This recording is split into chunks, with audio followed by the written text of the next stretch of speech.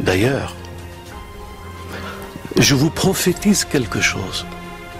Vous serez vous-même, si vous ne prenez pas aujourd'hui vos responsabilités, des Palestiniens en France, des étrangers en France.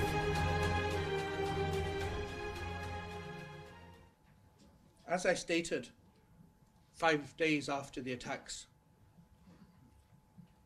that took place on the 7th of October, we have jurisdiction over crimes committed by the nationals of state parties, and therefore that jurisdiction continues over crimes committed by Palestinian nationals or the nationals of any state parties on Israeli territories, if that is proven. And whilst Israel is not a member of the ICC, I stand ready to work with state parties and non-state parties alike in pursuit of accountability. My primary and my only objective must be to achieve justice for the victims and to uphold my own solemn declaration under the Rome Statute as an independent prosecutor, impartially looking at the evidence and vindicating the rights of people, whether they're Palestinians in the West Bank or in Gaza, or whether they're Jews living in Israel. Impeding relief supplies, as provided by the Geneva Conventions, may constitute a crime within the court's jurisdiction.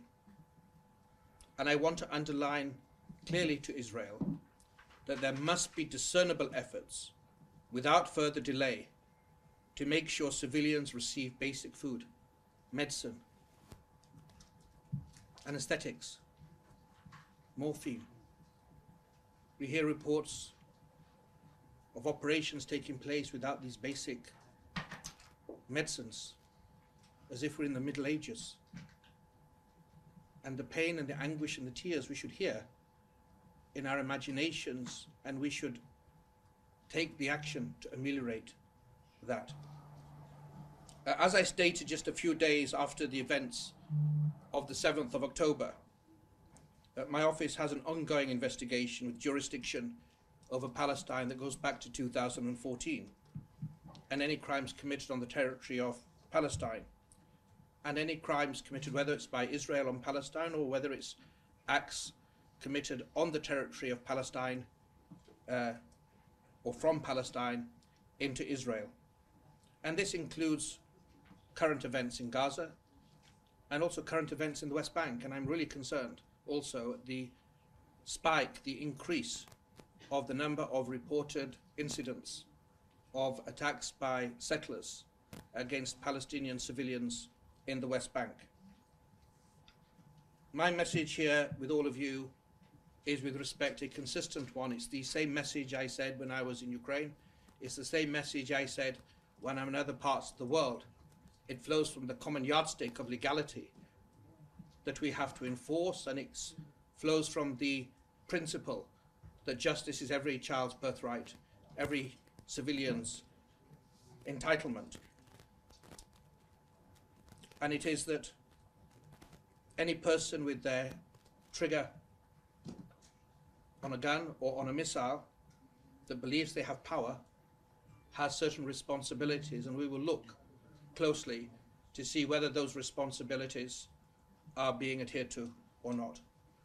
And in relation to states, I call upon state parties to the ICC or non-state parties to help collectively vindicate the Geneva Conventions, to help collectively vindicate principles of customary international law, and also principles of the Rome Statute, to share evidence regarding any allegations or any crimes so that we can properly investigate them and prosecute them as appropriate.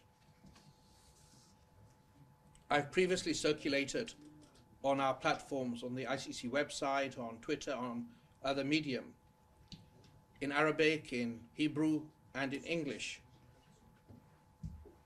a portal, a secure portal that individuals, your viewers, citizens around the world can send information that may be relevant or probative to the investigation in Palestine,